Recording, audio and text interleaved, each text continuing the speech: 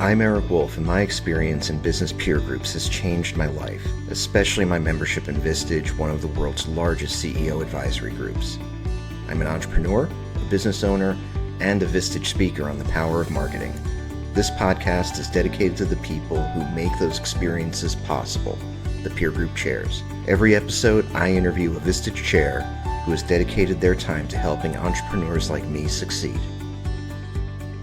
My guest today is Delise Simmons, and Delise comes to us. Currently, I know that you're traveling and you're in Boston, but typically we would find you in the San Antonio area, That is where correct. where you lead two groups. You've got and actually one thing that we're definitely going to have to talk quite a bit about, and maybe we'll go ahead and do it now. You've got two of the more unique groups I think that I've come across. Um, you've got you've got one group that is the only Vistage group that's 100% women, That's correct. which is amazing. And we've had on the podcast before, we've had folks who have done who've had groups that were majority women, and that felt really impressive because the perception of Vistage is very much that it's that it's a boys' club, and so to have a group that's entirely women is just remarkable. And then you've got a group that is that's related to the private equity world, and so we're going to Correct. have to talk about both of those things. And actually, let's go ahead and start there. How did was the idea always to have a 100% female group? It happened that way serendipitously. It was not by design. To launch a group, you need 8 members, and I invited an equal number of men and women. And my first launch, I had 7 women and 1 man. And the 1 man ended up getting relocated to California, so I ended up with 7 women. And Vistage's dogma is always, take the group where the group wants to go, take the group where the group needs to go. So I brought it to the group and said, I need to recruit some more members. What do you want to keep it all female, or shall we invite some men into the group? And my group has been largely in favor of keeping it all female, not in the way that you might imagine or think, but it's kind of organically become this thing that we talk about. I mean, I had a speaker come in during lunch, just a San Antonio speaker, to talk about women's health, which is something that we have a lot of questions about, women our age, and we don't always know where to get the right answer. So it's just there's some opportunities there for some uniqueness within that otherwise normal Vistage experience. That's absolutely outstanding. Are there any I guess my question to you would be, other than clearly the demographics, what do you think is, and your opportunity to have different types of speaking experiences and things like that? What have the other sort of side effects of having a 100% female group been in terms of opportunities, or in terms of how the group functions, or because you've got a very unique thing. Well, the most unique thing about it is it's difficult. It's difficult to one of the difficulties that you'll find as you talk to chairs across the country is keeping your funnel open and wide for new people to come in, right? So, the a group that is larger tends to have, more energy, more enthusiasm, more voices, more experience. And my group is smaller than I'd like it to be. So I find that largely women don't invest in themselves as much as men might. And so getting females to decide that they can go talk to their companies, their boards about investing in their own development is still a rather new and unique uh, opportunity for women. And they don't always advocate for themselves the way that men do. So that's the uniqueness is the struggle. Although Yeah. I think all chairs would agree there is a struggle in getting your group the size you'd like it to be. The opportunity is for women to be able to talk completely freely. Not that you wouldn't in a group of men, but there are some things that we would share with one another that are unique experiences of a female leader. Now, I can argue vehemently that if there were men in the group, we would have equally unique conversations in their own right, but they would just be a little bit different. So I the interesting thing is my other group is 17 men and one woman. So I think sometimes people think that I'm this, I'm burning my bra over having just women. It just kind of happens to be where I am right now and enjoying the opportunity. Well, it's funny that not funny, but interesting that even when you have a group that is all women, if you look across your groups, it starts to look more demographically similar to Vistage in general. So Correct. that's interesting too. But tell me about the other group because it's a remote group with 17 members and tell us what holds those folks together because that's really different also. Well, I'm also a Vistage speaker. So about 3 or 4 years ago, I was speaking to Mark Taylor's group in New York City, and there was a gentleman in the group who runs a private equity fund and or firm really, and he had I think at the time probably 25 people portfolio companies in the private equity firm, and he invited me to come in, and he spun at the time I think 15 of the CEO presidents off into its own unique set of Portco companies. We turned that into a Vistage Inside group. Vistage Inside used to be take a large organization, Right, name the organization. We're going to go into Xerox and we're going to have a group of Xerox executives be part of a Vistage group. That's what Vistage Inside meant. Like it was Vistage inside your organization. right, Vistage Inside has now become something of an anomaly in that if it's different than the normal Vistage uh, group, then it might fall under this VI category. So my group is 18 members now of a portfolio company that they are presidents from across the country, and we've got Nevada, Colorado, all the way Texas over to the East Coast, and we meet remotely every month, and then we meet in person twice a month. I'm sorry, twice a year. We go to West Palm Beach in April and Puerto Rico in November. So it's oh, it's okay. it's a fun opportunity for the members and fun because they don't get the chance to break bread with one another and have those elbow to elbow conversations like other Vistage groups do. And I think there is great value in sitting around a table from with other people. And the virtual table is interesting, but it's a little tough. Right. I can imagine that there's a lot of challenges that come with, I mean, and not only doing a remote group, which a lot of us learned in COVID was challenging, and having that experience virtually in a similar way that you were used to doing in person. But this is also a very large group. I mean, 17, 18 members is nothing to sneeze at. And you've got a lot of people, a lot of personalities, and a lot of people trying to talk on the Zoom at once. So it's got to be that I think that takes a special sort of skill to be able to wrangle that. Again, it's hard for people, the presidents of the portfolio companies, these mainly men are used to working. We've got manufacturing companies, kind of light manufacturing, pool construction, HVAC companies, roofing companies. These guys are used to being out on the floor working with their team. Right, So to sit in front of a Zoom call for hours on end, it's a tough ask. But at the end of every meeting, they're so appreciative because a lot of these people have not had access to the kind of speakers that Vistage puts in front of us. So every month we get a really dynamic performer who brings great energy, information, enthusiasm, and entertainment to the group, and they walk away learning something that they wouldn't have had access to otherwise. That's awesome.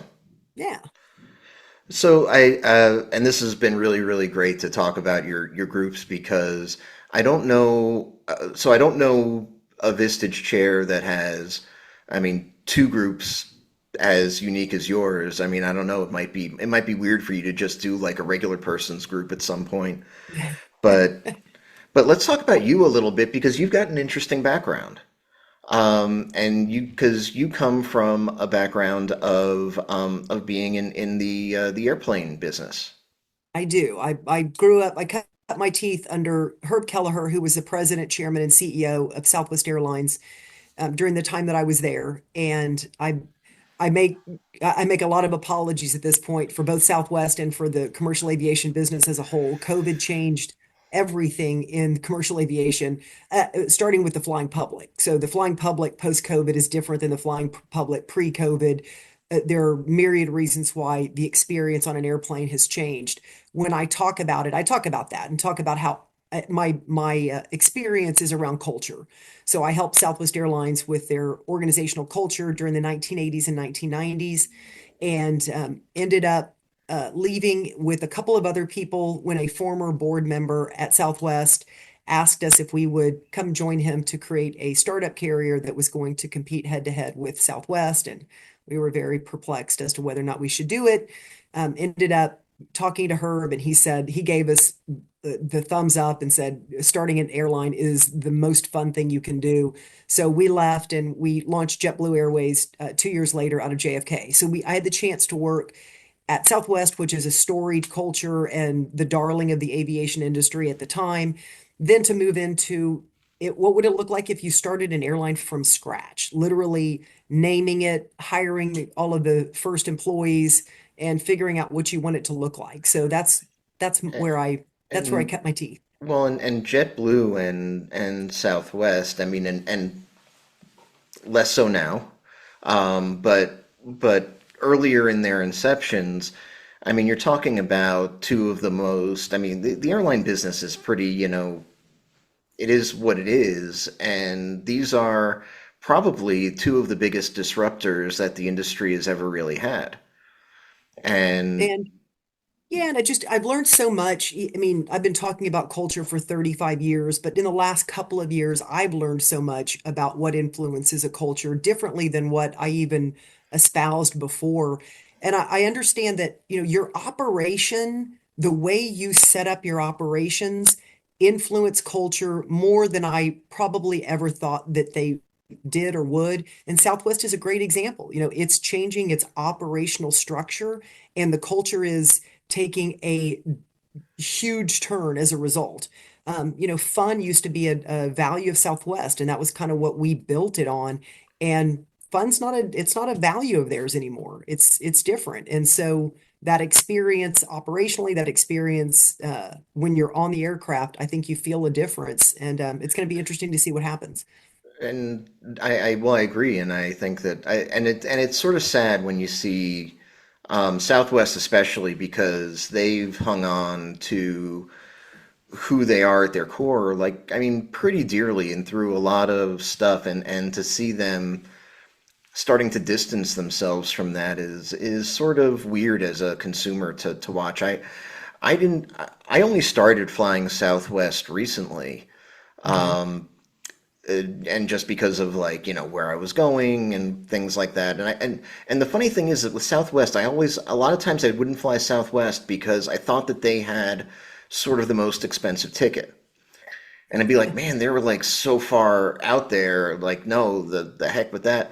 But then you realize but then when you realize for the first time when you actually fly Southwest and you realize all of the stuff that's actually built into that fee, you're like, oh, or you were at the Right. point where it was, oh wow, this actually is a much better deal than I thought, and I'm not getting nickel and dimed 18 times. They're making it easy for me, and so I was really starting to jive with Southwest, but Well, and I hope they're going to survive in the way that I think they'll survive, but survive as a recognizable carrier that is an institution that is Southwest. A couple of things that I know for sure, and one is that what you put together in your operation to get you where you need to be might not be what you need to continue doing. And Southwest, the best example of that is the way that their point-to-point system was necessary when they started. And that's one of the ways that we competed was we weren't going to fly you circuitously at west to go east. We were going to get you there point to point. Now, that sounds like it's great, and it doesn't seem like there should be any fallout from that. But if there's a hurricane, weather disaster across the country, Right. it doesn't hit the airlines equally. It hits Southwest harder. So if you think about so Southwest is one of the big four carriers now. It's in the United States. It's Delta, United, American, and Southwest. Yep. Those other three we're point to point, they're hub and spoke. So if you think about a hub and spoke carrier during a weather disaster, they've got aircraft and personnel in major cities across the country. Southwest doesn't. They're Right. scattered across the system, so it's harder to remobilize. So there are a lot of things that were meant to help them that have ended up being a problem, and as a result, they're Well, changing the way that they do things. and they were disproportionately in that wave in the last couple of years where we've had those periods of a lot of cancellations, and it Right. always seemed to hit Southwest harder. I think those of us Yeah, and that people weren't in the they didn't know, generally understand that. Like, yeah, why? It should be the same for everybody. We board the planes differently. And the reason we boarded the planes differently was truly to be competitive at our inception in 1971. And if we could turn a plane in 10 minutes, then we could compete. So we boarded people, in boarding groups rather than assigned seats. Well, right, the number one complaint that Southwest has now is you don't assign seats. And now there's no reason for us not to. So, the things that made Southwest Southwest are now uh, slowly going away. So I yeah. hope they'll be able to hold on to their culture through those operational changes. And the bag policy is going away too, and I'm The very bag policies, disappointed yeah, about that. Um, that one's tough. but yeah, Southwest is a company that was very much about culture. JetBlue is also a company that was very much about culture, and JetBlue has the distinction. I mean, the culture of JetBlue wasn't just about JetBlue; it was about the places that they flew out of. So I grew up in New York City, Right, and as a kid, and growing up in New York, and as an adult, when I would go back, there was one airport that you just had to avoid if you could, and it was JFK. right. It was an awful experience going through JFK. It was like a third world airport, and JetBlue comes in, and they not only had to say, "Hey, we're different, and we're going to fly out of these sort of secondary airports," but it's like they had to bring the airports up with them. Their Right. culture was about more than them. It was about the airports, and I've got to tell you, I mean, it's really all because of JetBlue starting it. But JFK is actually a terrific place to fly into now. Well, and Southwest is the same at a Love Field in Dallas. Love Field now is an amazing airport. When I worked there, it was it was awful. But yeah, the JetBlue's idea, it was we're going to serve underserved airports. And those underserved airports generally don't look great, but the people who live in those cities and towns, they're hungry for good air service. Right. So that's what I think my prediction is that you'll see uh, different carriers flying into those underserved markets, and somebody like Southwest not able to stay in those underserved markets. And I know that you're all about culture, and you've mentioned it already several times in our talk today.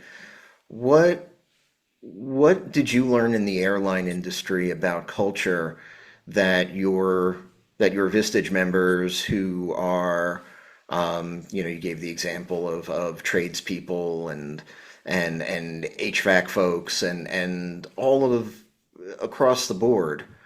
How have you taken that and brought that to your Vistage membership?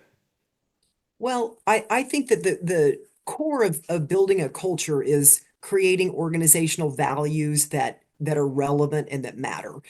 I used to, 30 years ago, when I would talk about building organizational values, we would go in and help organizations create their values because it was new and different. Now, every organization that I know has some version of values, but my question is always, are they relevant? Do they matter? Are they going to get you to the next level? Are they attracting the best talent? Are they attracting Right. the best customers?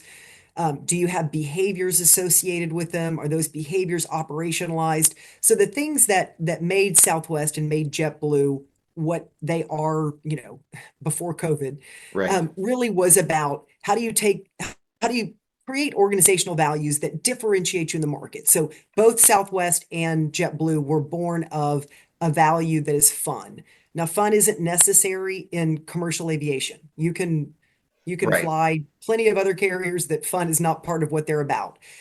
But that was a differentiator in the marketplace for those two carriers. So my question with my Vistage members, when I speak, is what about your organization shows through in the behaviors of the employees as part of the value that would make top talent want to come work for you and make great customers want to come do business with you? And to understand very clearly that you don't have to be for everyone.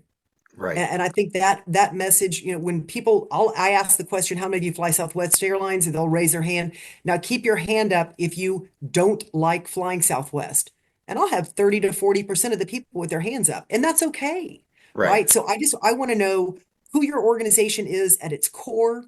Why is it that way? Who are you about? What's the personality of your organization? And then how do you operationalize that through your values and behaviors? Very cool.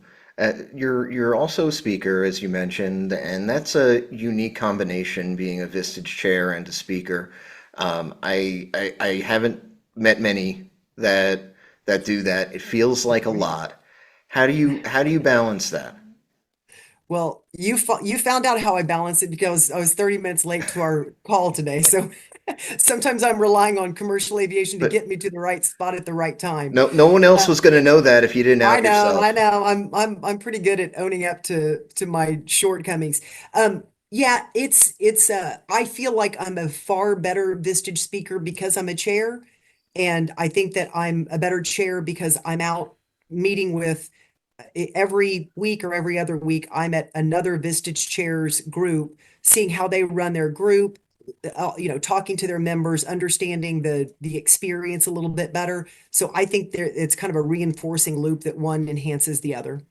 I've said this many times, and actually, I was saying it to somebody.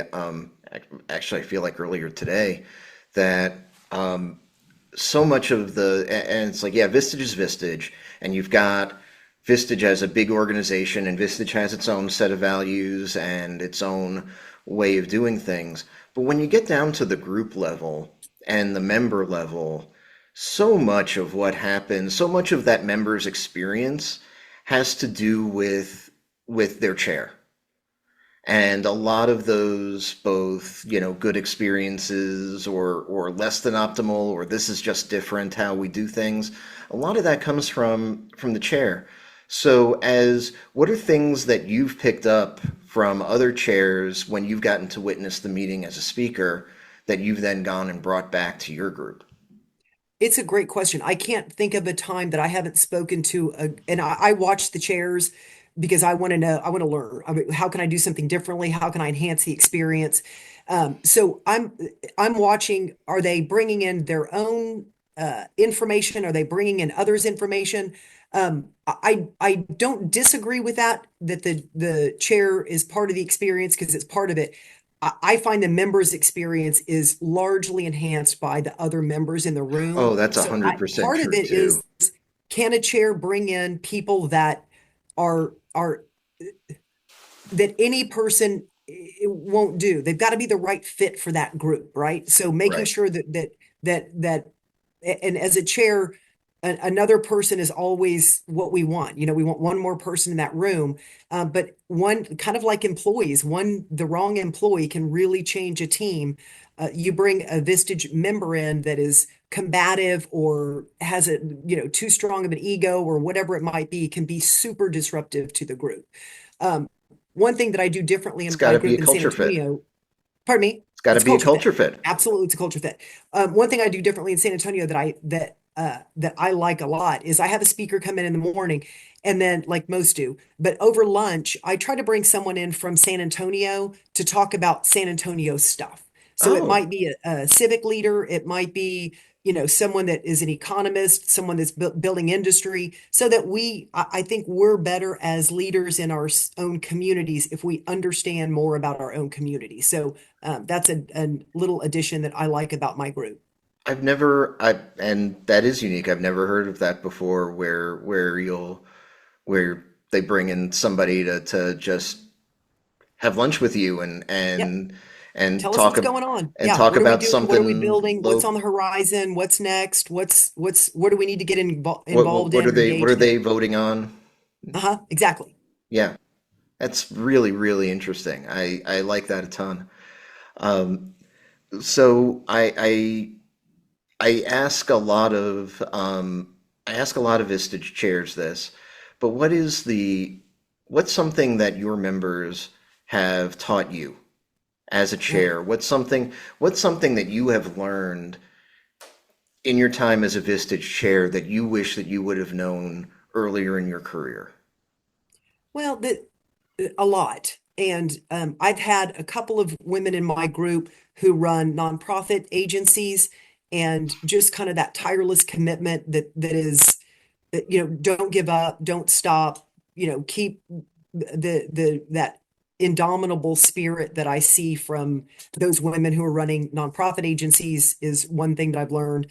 The other thing that I've learned is that the balancing act of how do we, especially in my female group, a lot of these women that are in my group, they're mothers of not terribly young children, but junior high, high school children, and how they do the things that they do to run an organization and be a parent and be engaged in community. And I watch them to see how to skillfully balance all of those conflicting priorities that we have, and not to lose yourself. And I think there's uh, everyone in my group, save for one person, is a mom, and there's something I think fairly sacred about motherhood, and to be able to share that with one another is a unique gift as well. That's super interesting. I'm gonna close with something. I'm gonna take you back to the air travel thing because I feel like I would be remiss if we didn't take this opportunity to pick your brain. But for those of us that do travel with any kind of frequency, and since we've had COVID, before that there was 9/11, and that changed a lot of things when it came to air travel. And it feels like a lot of sort of the fun of going to the airport. Like it used to be like, oh, I'm so excited to go to the airport and go somewhere. And now it's like, oh my God, I want to go on this trip, but man, I hate dealing with it. What do you think is going to happen with air travel? How are we ever going to reclaim that joy of man, I can't wait to go to the airport tomorrow? With a next jet card. But with commercial travel, yeah, I think if I can roll you back several decades, where it used to be when you went to go get on an airplane, people dressed up, Oh and it was yeah, a big deal, and it was more expensive.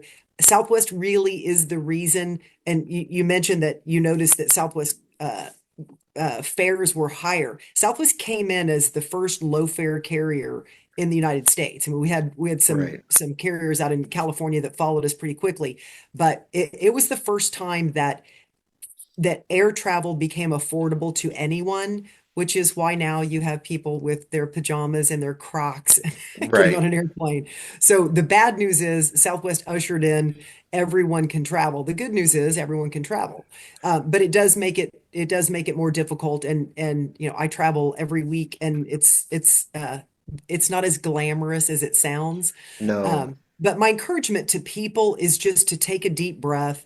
And imagine if you're a gate agent, imagine how many people yell at you because the plane is not on time, the weather is bad, all of those things. I think one of the things that Herb Kelleher taught me very early on, and I've held on to it throughout my career and my life, and he said it a thousand times if he said it once, which is take your job and your work very seriously, but don't take yourself seriously. So I think if we can just take a deep breath and not take Yeah. ourselves so seriously, get a little rid of a little of the self-import and just know we're all in this, trying to get to the same location at the same time, and give each other a little bit of a break. I don't think our communities are designed right now to lean in to give each other, best possible assumption and help somebody that's sitting next to you. I think if we all did a little bit more of that, that this whole world would be a whole lot more fun to be a part of. And I'm sure that that's advice that your group members have heard before as well. Sure. Well, thank you for joining me. What's the best way if folks want to get in touch with you if they've got questions about your Vistage groups or about your Sure. speaking? What's the best way for Well, folks to get in touch? I'm in addition to my in my spare time, I run a small consulting firm called the Culture Think Tank. So check out the Culture Think Tank. We assess organizational cultures, and it's fun and easy and quick. And my best email address, the easiest one, best based on your format, is delise.simmons@vistagechair.com. So that's the easiest way to get me. Very cool. Thank you so much for being my guest. I've really enjoyed it. Thank you, Eric. Likewise, I appreciate it. Thanks for accommodating my lateness. All good. Air travel, it's a blessing and a curse, That's right? absolutely. All good. Thanks, Thank Eric. you. I appreciate it. Thanks for listening to this episode of Chairwaves. You can subscribe to our feed using Spotify, Apple Podcasts, or your platform of choice. You can also visit chairwaves.com for more information. Chairwaves is hosted and produced by me, Eric Wolf, and to connect with me, you can visit my website at ewolf.live. That's EWOLF.live. And a disclaimer, while I love Vistage and CEO peer groups, this podcast is not owned by or affiliated with Vistage or any other peer organization. Thanks for listening.